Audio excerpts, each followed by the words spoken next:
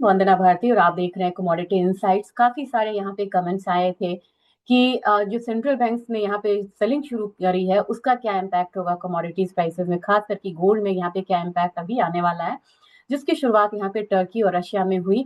तो क्या ये जो सेंट्रल बैंक्स की बाइंग थी ये यहाँ पे खत्म हो रही है, या सेंट्रल बैंक्स में आप धीरे धीरे यहाँ पे सेलिंग वाले जोन में रहेंगे और इसका इम्पैक्ट क्या आएगा, और लॉन्ग टर्म में भी क्या ये सेलिंग करते रहेंगे या एक डिस्ट्रेस सेलिंग है। इन सब चीजों पे यहाँ पे बात करेंगे और एक बार हम ये देखेंगे कि किस तरीके की जो मूवमेंट है इस मतलब एपिसोड में किस तरीके के रिटर्न्स को यहाँ पे दिखाता है गोल्ड और सिल्वर, और क्यों यहाँ पे लोग सेंट्रल बैंक्स जो है इसमें बाइंग कर रहे हैं। इसकी वैल्यू तो आप जानते हैं कि इम्पोर्टेंस क्या है। अगर यहाँ पे हम गोल्ड के प्राइस को ले लें और 2011 से ये कंसिडर किया गया है, तो अब देखेंगे, आप ये ध्यान में रखिएगा कि ये हमारा आईएनआर है और ये हमारा यूएसडी है। अब आप जैसे ही देखेंगे कि 2011 के बाद 2026 के अभी तक का प्राइस लिया गया जिससे 6.5% तक का रिटर्न है ये, आप देखेंगे कि ऑन एन एवरेज इतने सालों में यानी कि 15-16 साल में हमने कितना रिटर्न आते देखा है। सीएजीआर हमारा एवरेज कितना है, 13.5% येन के टर्म्स में, और 14% हमारा है आईएनआर। और अगर देखा जाए तो कितना यहाँ पे रिटर्न है यूएसडी टर्म्स में, ये सिर्फ 9.2% का है।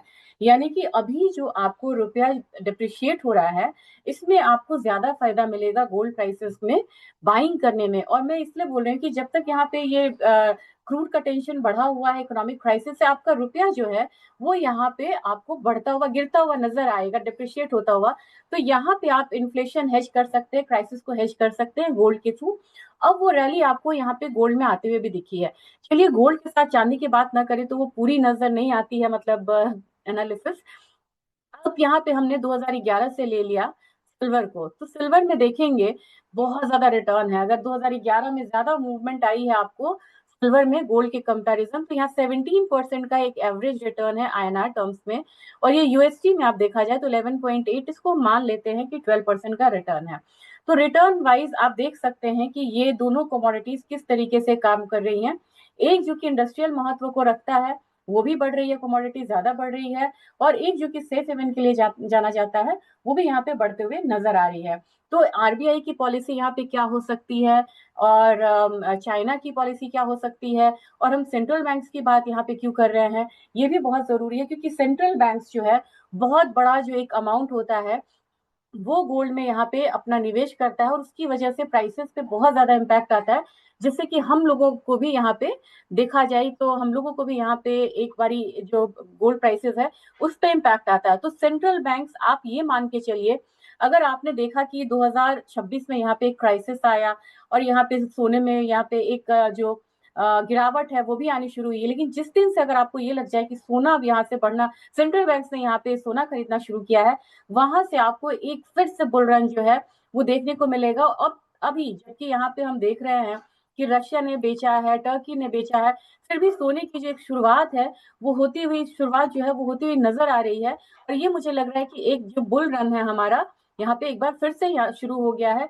थोड़ा बहुत बॉटम मतलब वो करना कि बॉटम यहाँ बन गया है मुश्किल होता है, लेकिन हाँ ये आप कह सकते हैं कि मेजर एक बॉटम गोल्ड में यहाँ पे बनता हुआ नजर आ रहा है।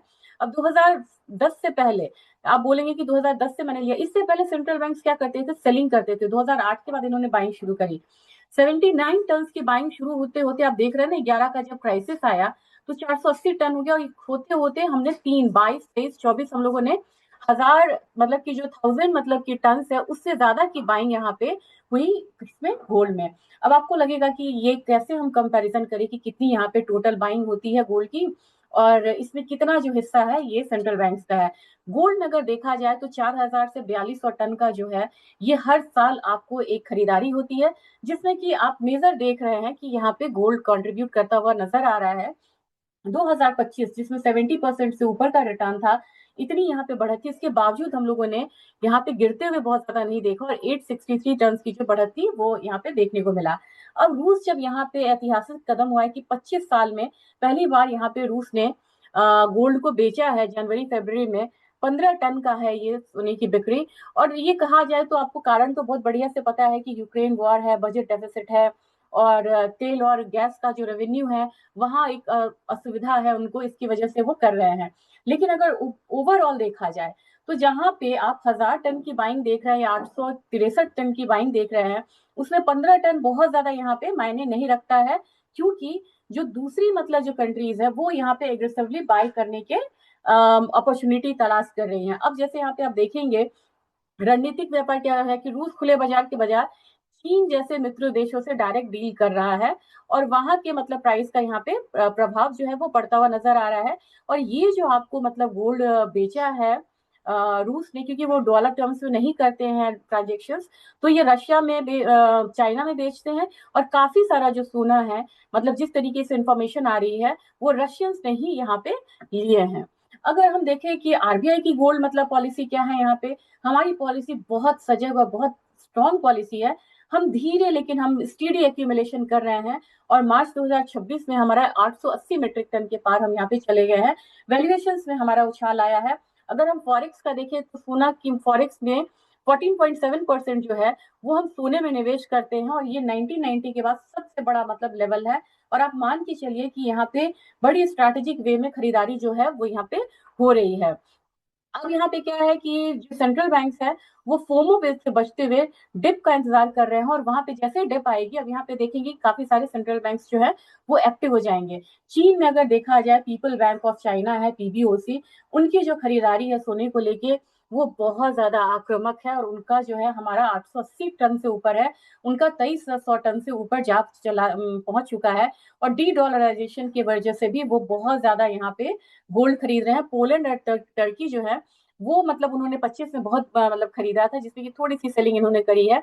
और पश्चिमी देशों में जैसे कि यूएसए और जर्मनी है, वो मतलब उनके पास बहुत बड़ा भंडार है, लेकिन वो खरीदारी नहीं कर रहे हैं। लेकिन वो होल्डिंग्स बनाए रखने पे जोर है, उनका कोई इरादा नहीं है कि वो यहाँ पे सोने को बेचेंगे।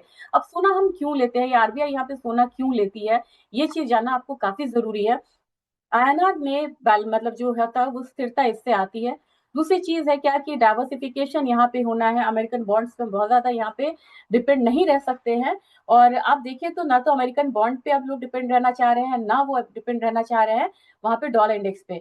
अब यहाँ पे अगर मान लीजिए कि किसी भी तरीके का वॉर सिचुएशन होता है, तो आपने देखा था कि रशिया में जब वॉर, यूक्रेन में वॉर हुआ, तो उनकी जितनी भी चीजें थी वो जो देश से बाहर थी उनको सीज कर लिया गया था। तो ऐसे में यह है कि आप मतलब सोने को फ्रीज नहीं कर सकते हैं, और खासकर जब सोना आपके अपने देश में आ चुका हो। और आरबीआई ने बाहर के वर्ल्ड से सोना अपने में देश में लाने की बड़ी यहाँ पे मतलब कि एग्रेसिव पॉलिसी को अपनाया था।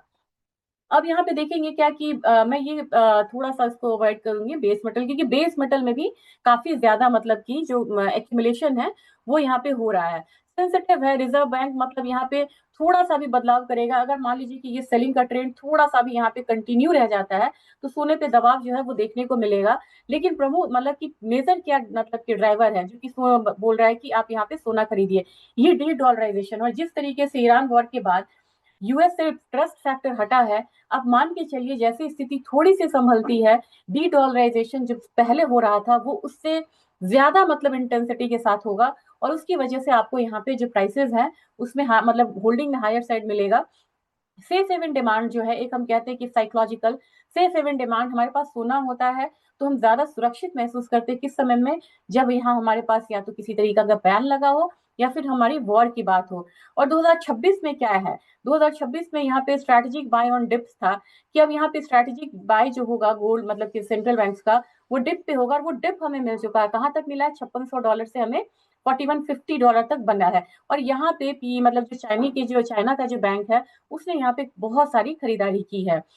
रिस्क क्या है, लिक्विडिटी रिस्क है। रूस जैसी मतलब उसमें हम मतलब कि थोड़ा सा मतलब यहाँ पे जैसे रूस को क्राइसिस है तो उन्हें बेचना पड़ रहा है, लेकिन फॉर द टाइमिंग हल्का एक जो मतलब आप कह सकते हैं कि डाउन साइड है वो देखने को मिलता है, लेकिन स्टेबिलिटी जो है ओवरऑल गोल्ड की यहाँ पे बनी रहेगी। अब यहाँ पे क्या है कि देखा जाए तो कौन कौन मेजर यहाँ पे एरा आया है गोल्ड को लेके। एक्यूमुलेशन एरा हमारा 1970 से 1980 था, हेवी बाइंग यहाँ पे हुई थी। यहाँ पे पोस्ट ब्रिटेन विन कोलैप्स हुआ था, और इन्फ्लेशन हेज की वजह से यहाँ पे हेवी बाइंग जो है वो हुई थी। अब मार्केट का रिस्पॉन्स इसमें क्या था, ये मैं यहाँ पे आपको बताना चाहूंगी। मार्केट का रिस्पॉन्स है, जैसे ही खरीदारी हुई थी यहाँ पे प्राइसेस जो है वो सर्ज हुए थे, कितना से $35 से लेके $850 तक, यानी कि एक दशक में $35 का सोना आपको $850 चला गया था। समझिए ये कितने टाइम से यहाँ बढ़ा था। द ग्रेट लिक्विडेशन 1990 और 2000, ये जो आपको इक्विटी मार्केट में रैली आई थी, आईटी मतलब सेक्टर चला था और काफी एग्रेसिव सेलिंग यहाँ पे सेंट्रल बैंक्स ने करी थी। और वो कहाँ पे मतलब अपने आप को रखे थे, उन्होंने ट्रेजरी में, यूएस डॉलर में ट्रेजरी में उन्होंने काफी ज्यादा निवेश किया था। और उस समय क्या हुआ था, यूके ने 50% रिजर्व को सेल करा था। शायद वो रिग्रेट कर रहे होंगे अपने इस फैसले पे। स्विस बैंक और कैनेडियन बैंक जो थे, उन्होंने भी काफी ज्यादा सोना बेचा था। और ये जो टाइम था, ये सेलिंग पीरियड था। और बियरिश ये था मार्केट में इम्पैक्ट, प्राइसेस हिट 20 ईयर लो, ये $252 तक मतलब यहाँ पे आ गया था 1999 में। और इसका जो सेंट्रल बैंक्स का इम्पैक्ट है, ये मैं सीधा सीधा दिखा रही हूँ। आपने पूछा था कि सेंट्रल बैंक्स का क्या इम्पैक्ट होता है। द रेगुलेटेड एरा, सीबीजीए, इसमें क्या हुआ था ये आपको जानना जरूरी है। 2000-2009 के बीच की ये कहानी है। 9 साल यहाँ पे लिमिटेड सेल्स था। यहाँ पे सारे बैंक्स ने वाशिंगटन में एक एग्रीमेंट हुआ और उन्होंने कहा कि हम अपने एनुअल सेल्स को, यानी कि जितने भी सेंट्रल बैंक्स है, वो 400 से 500 टन से ज्यादा सोना एक साल में नहीं बेचेंगे। यानी कि उन्होंने फॉल को लिमिटेड कर दिया। क्यों कर दिया? 8, याद करिए, यहाँ पे सब प्राइम आ गया था। उससे पहले यहाँ पे हल्की मंदी की शुरुआत हो चुकी थी और तब इनको लगा कि मंदी के समय में सोना जैसा कुछ नहीं होता। उन्होंने ये लिमिट कर दिया, कितना? 400-500 टन से ज्यादा सोना हम यहाँ पे नहीं मतलब कि बेचेंगे। और यहाँ पे क्या हुआ, स्टेबलाइज हुआ प्राइस। प्राइस जो है स्टेडी, मतलब जो एक मूव था वो देखना शुरू हुआ। द स्ट्रेटेजिक पिवट ये कब आया? 2010 से 21। नेट बाइंग यहाँ पे सेंट्रल बैंक्स की फिर से बढ़ी। कितने सालों बाद? 1970 1980 के बाद यहाँ पे बढ़ा था 2010 से 21 के बीच में। और 2008 की जो क्राइसिस थी ना, वो चाइना, रशिया, इंडिया, कंसिस्टेंट रूप में हम लोगों ने यहाँ पे बाइंग करी थी। तो क्या हुआ कि यहाँ पे हम लॉन्ग टर्म सपोर्ट जोन में बने और हमारा सपोर्ट जोन बन गया बहुत ही अडिग अटल, $1200। यहाँ से नीचे प्राइस यहाँ पे नहीं आया। फिर क्या यूफोरिया आया, ये यूफोरिया था, रिकॉर्ड ब्रेकिंग बाइंग थी 22 से 24। ये यहाँ पे यूक्रेन वॉर का शुरुआत हुआ था, रशिया यूक्रेन। और जैसे ही रशिया के सारे असेट को इन्होंने सीज करा, जितने भी सेंट्रल बैंक थे उनको उनका लेसन मिल गया कि अगर कल को हमारा अगर कुछ हो तो सारे एसेट हमारे सीज हो जाएंगे। इसकी वजह से उन्होंने क्या करा कि सेंट्रल बैंक्स ने बाइंग शुरू की, मैसिव इनफ्लो। एनुअल बाइंग पहली बार इतिहास में 1967 के बाद 1000 टन से ज्यादा बढ़ा, मतलब ड्यू टू डी डॉलराइजेशन। और प्राइसेस आपको पता है, ये मैंने 2500 लिखा, लेकिन ये आपको हायर साइड गया। और टैक्टिकल एक्यूमुलेशन हमारा 25 से 26 गया, परसिस्टेंट बाइंग बनी रही। और हम यहाँ पे, चाइना ने यहाँ पे होल्ड किया इस साल में जाके 880 टन पे इंडिया पहुंचा, 2300 टन पे चाइना पहुंचा। और यहाँ पे डिप बाइंग की जो नीति है, ये अभी भी यहाँ पे चल रही है। तो सोना आपकी पोर्टफोलियो में सुरक्षा के लिए होना चाहिए। जब सेंट्रल बैंक्स यहाँ पे बाइंग कर रही है, तो हम आपको तो अपना मतलब कि प्राइस, मतलब प्राइस को देखते हुए, पोर्टफोलियो को देखते हुए, उसको सुरक्षित रखने के लिए ऐसा पोर्टफोलियो जो आपको इक्विटी के हिसाब से आपको एक रिटर्न भी दे रहा है। तो इस हिसाब से मुझे लग रहा है कि आपने कहा था फ्लोर बना, यानी कि बेस बना। तो मुझे लग रहा है कि बेस यहाँ पे अगर आप मानेंगे ना, तो बनता हुआ आपको नजर आ रहा है। यहाँ पे एक बेस जो है वो बन रहा है। और मुझे लग रहा है कि प्राइसेस अब धीरे धीरे यहाँ से एक्यूमुलेट होगा। तो आपको अपसाइड में कितना जाएगा, बहुत ज्यादा इस बार 26 के लिए लेकिन नहीं चलिएगा। लेकिन मुझे लग रहा है कि प्राइसेस एक बार ऊपर की तरफ आता है, तो इंटरनेशनल मार्केट में आपको प्राइसेस जो है ऊपर की तरफ आ सकता है। कम से कम यहाँ पे आना चाहिए इसको 49, तो इतना तो आना ही चाहिए। $5000 से लेके ये $5200 तक अपसाइड में जाता हुआ आपको दिख सकता है दोबारा। और हमारे बाजार की बात करें तो मैंने आपको बोला था कि हमारे बाजार में ज्यादा प्रीमियम है। तो हम यहाँ पे उम्मीद करके चल सकते हैं कि हमारी जो मार्केट है वो ज्यादा प्रीमियम देगी। और मुझे लग रहा है कि अगर प्राइसेस यहाँ पे हायर साइड गया, तो एक बारी हम यहाँ पे आता हुआ देख सकते हैं। कितना? 180 से लेके मुझे लग रहा है कि 170 वाला जोन हम आता हुआ देख सकते हैं। और जो गोल्ड आपको नीचे की तरफ गया था, लोग लाख 1.5 लाख की बात करने लगे थे कि अब तो यहाँ से कुछ नहीं होगा, हम मंदी में आ गए। जो गोल्ड यहाँ पे 1,30,000 के करीब आया था, आप देख सकते हैं लोग, वो अब यहाँ पे 1,47,000 के करीब है। मुझे लग रहा है कि प्राइसेस जो है वो एक बारी पहला पड़ाव लेगा 1,54,000 और दूसरा यहाँ पे ले सकता है 1,75,000। जबकि सिल्वर की बात करके मैं यहाँ पे खत्म करना चाहूंगी। सिल्वर मुझे लग रहा है कि ये बढ़िया एक्यूमुलेशन जोन है। हम 280 से लेके 315 एटलीस्ट यहाँ पे मान के चल सकते हैं 2026 में। यहाँ पे लेवल्स, स्पेकुलेटिव लेवल्स यहाँ पे हटे हैं गोल्ड और सिल्वर में, क्योंकि बहुत स्पेकुलेटिव रैली थी। लेकिन अपसाइड आपको अभी भी यहाँ पे इंटैक्ट है। दोनों ही कमोडिटी आपके पोर्टफोलियो में रहने लायक है, आपको रखना चाहिए और उसे डेली डेली नहीं देखना है। और वीडियो अगर आपको अच्छा लगा हो तो उससे से ज्यादा शेयर करिएगा, मतलब रिसर्च करना, सामने में लाना, बिल्कुल अपडेटेड डेटा लेना, ये सब में काफी ज्यादा मेहनत लगती है। और आपको लग रहा है कि मैंने सॉल्व कर लिया है कि सेंट्रल बैंक्स की बाइंग का क्या इम्पैक्ट होगा, खरीदारी का क्या इम्पैक्ट होगा, अगर आपको लग रहा है तो कमेंट सेक्शन में जरूर अपना फीडबैक दीजिएगा। Thank you.